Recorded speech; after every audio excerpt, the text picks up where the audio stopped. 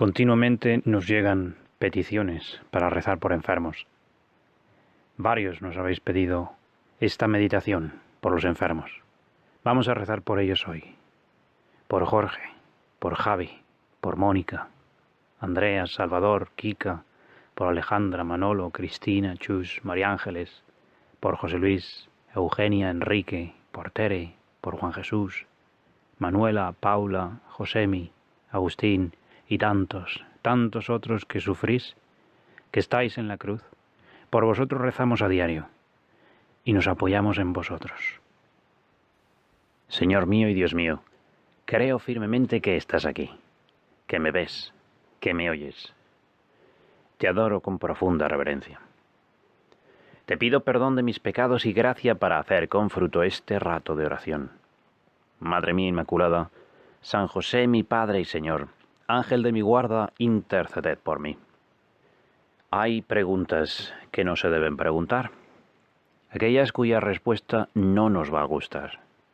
Por ejemplo, si un día el profesor se le olvida poner deberes y un alumno le pregunta, oiga, ¿es que no nos va a poner deberes hoy? Bueno, a ese tío lo linchan.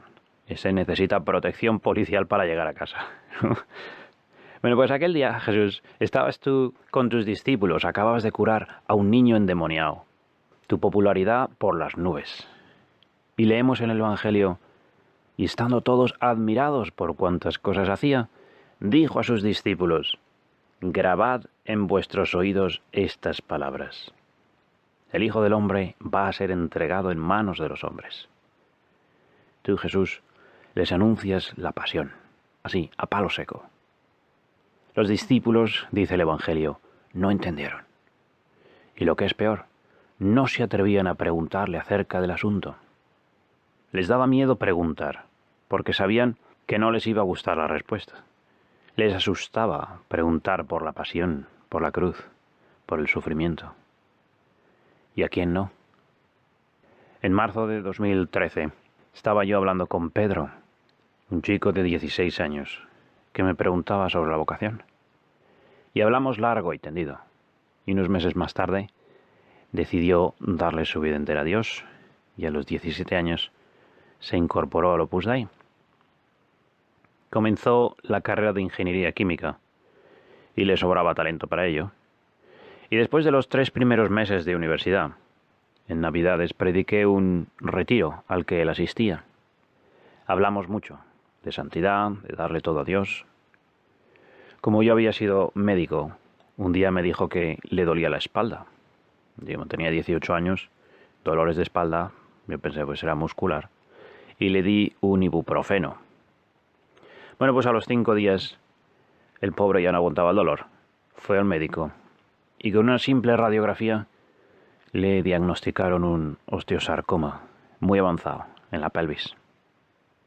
Y empezó entonces su pasión. Dedicar solo una meditación de 10 minutos a Pedro no hace justicia. Fueron 3 años de quimioterapias, de noches en blanco, de viajes, ingresos hospitalarios. El encuentro con la cruz. ¿Te acuerdas de la película de la Pasión de Cristo?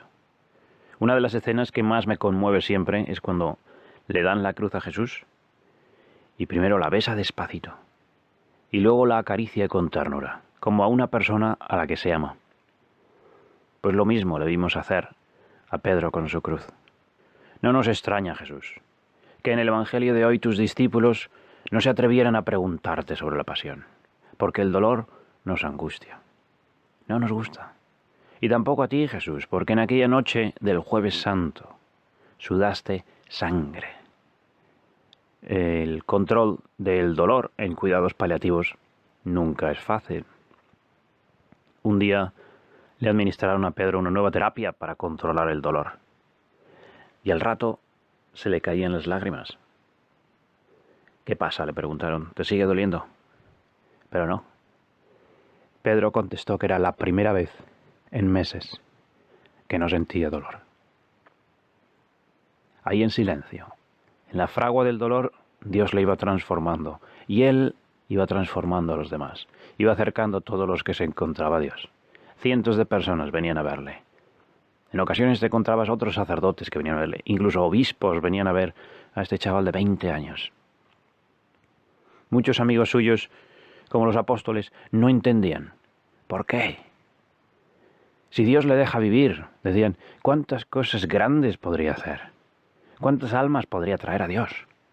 Si en unos pocos meses había hecho tanto, ¿por qué no dejarle vivir muchos años para que Pedro, con todo su talento, pudiera acercar muchas almas a Dios? Y la respuesta que yo les daba era siempre la misma. Dios es un padre y siempre da a sus hijos lo mejor. Si Dios supiera de una manera para conseguir más santos que mandándole a Pedro un osteosarcoma a los 18 años, no lo dudes, Dios habría optado por ese plan. Dios sabía que en 3 años de cáncer, quimioterapias y hospitales Pedro podía hacer más que en 90 años de ingenierías y salud. Los que sufren han de saber que no hay mejor plan para salvar al mundo que acariciar esa cruz y besarla y levantarla a pulso hasta el Calvario. La cruz es un tesoro, es un regalo, una bendición, pero el regalo viene envuelto muchas veces en papel de periódico, como los regalos que le dábamos a la mamá el día de la madre. No parece un regalo, parece una bola de papel rancio. Los discípulos no se atrevían a preguntar a Jesús por la pasión. Y yo tampoco. Porque no es fácil.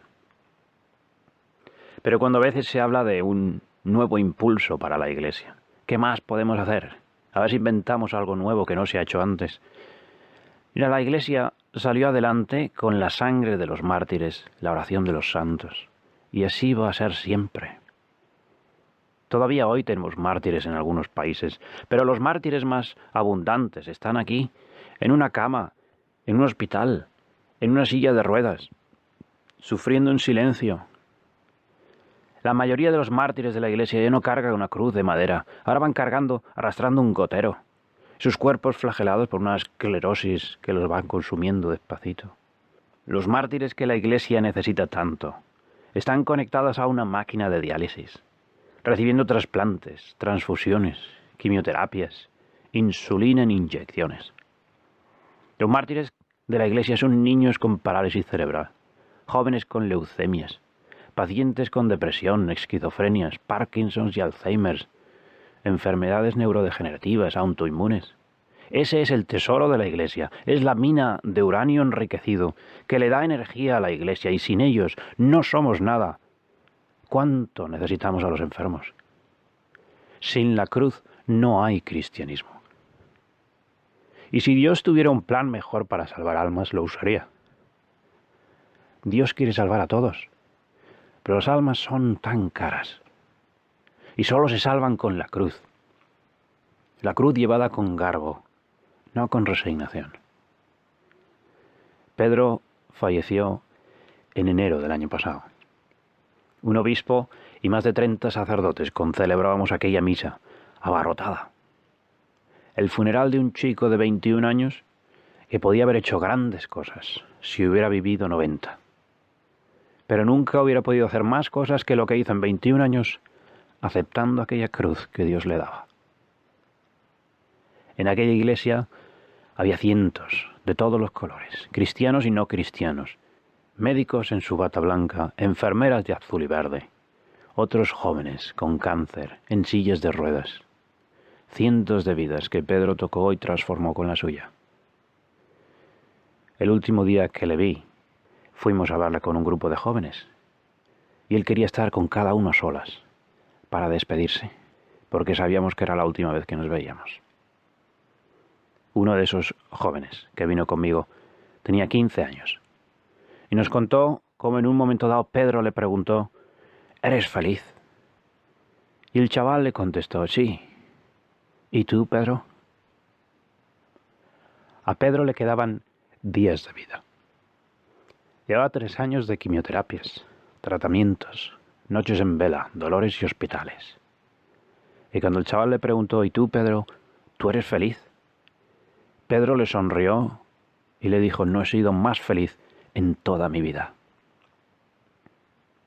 Yo tengo aquí su foto, siempre delante de mí en mi habitación, sonriente, y cuando me agoto, le hablo y le pido que me ayude.